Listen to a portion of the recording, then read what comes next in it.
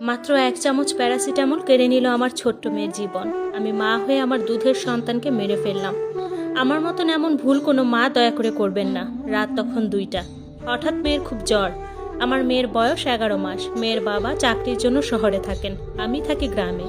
শ্বশুরবাড়িতে শ্বশুর শাশুড়ির কথাই শেষ কথা।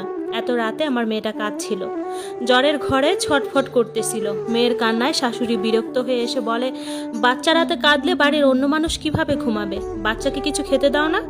কাঁদে কেন এত? আমি বললাম, মা দেখুন না, মেয়েটার শরীর জ্বরে পুড়ে যাচ্ছে। শাশুড়ি বলে, এমন জ্বর মাঝে মধ্যে আসেই, ওয়েদার বদলাচ্ছে তাই। ঘরে কি জ্বরের ওষুধ নাই নাকি? আমি বললাম, প্যারাসিটামল আছে। শাশুড়ি বলল, ওইটাই 1 চামচ খাওয়াও, সকালেই মেয়ে সুস্থ হয়ে যাবে। আমি আমতামতা করে বললাম, মা এটা অনেকদিন আগের ওষুধ, আর কতটুকু খাওয়াবো তাও তো জানি না। শাশুড়ি বলল, এটা জানার কি আছে, 1 চামচ খাওয়াও। আমি বললাম, থাক মা, কালকে ডক্টর দেখিয়ে খাওয়াবো। শাশুড়ি রেগে গিয়ে বলল, নাটক করো? রাত হলেই এ বাচ্চার চিৎকারে কেউ ঘুমাতে পারে না। মরলে তুমি একা রাত জেগে মরো, সবাইকে বিরক্ত কেন করো?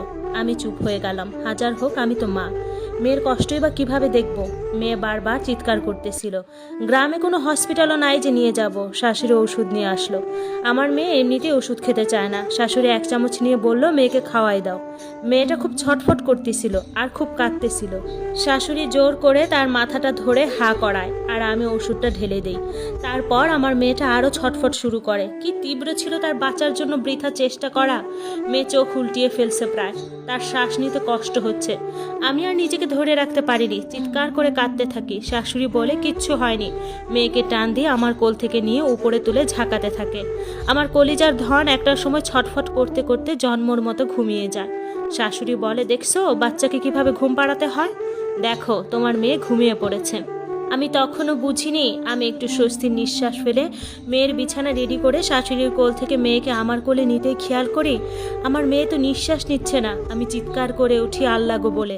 সবাই আমার রুমে চলে আসে। আমি বলি, আমার মেয়ে তো আর নিঃশ্বাস নিচ্ছে না, তাড়াতাড়ি গাড়ি আনেন, আমার মেয়েকে হসপিটালে নিতে হবে। শাশুড়ি বলে, তুমি কি পাগল? আমি মাত্র না তাকে ঘুম পাড়ালাম। আমি তখন বললাম, আপনি তো খুবই বিরক্ত হয়েছিলেন, তাই হয়তো শেষ ঘুমে পাড়িয়ে দিয়েছেন। মেয়েকে তখনও বুকে জড়িয়ে কেঁদে কেঁদে স্বামীকে কল দিই। শ্বশুর বলে, এত রাতে কি নাটক শুরু করছো? একটু আগেও তো কান্নাকাটি করলো, এই কয়েক মিনিটে কি এমন হলো? আমি বললাম, দেখুন আব্বা, আমার মেয়েটা শ্বাস নিচ্ছে না, দয়া করে গাড়ি আনেন, আমি মরে যাব আমার মেয়ের কিছু হলে। শ্বশুর ধমক দিয়ে বলে, এটা ভদ্রলোকের বাড়ি, বাড়ির বইয়ের কথায় ঘর চলে না, গলা নামিয়ে কথা বলো। এদিকে আমার মেয়েটা আস্তে আস্তে ঠান্ডা হতে থাকে। আমি বুকের সাথে জড়িয়ে বারবার স্বামীকে কল দিই। সে ঘুমিয়েছিল। একটা সময় পর কল ধরে, তাকে সব কিছু বলি। হাজার হোক সে তো বাবা। সে তার পরিচিত একজনকে কল দিয়ে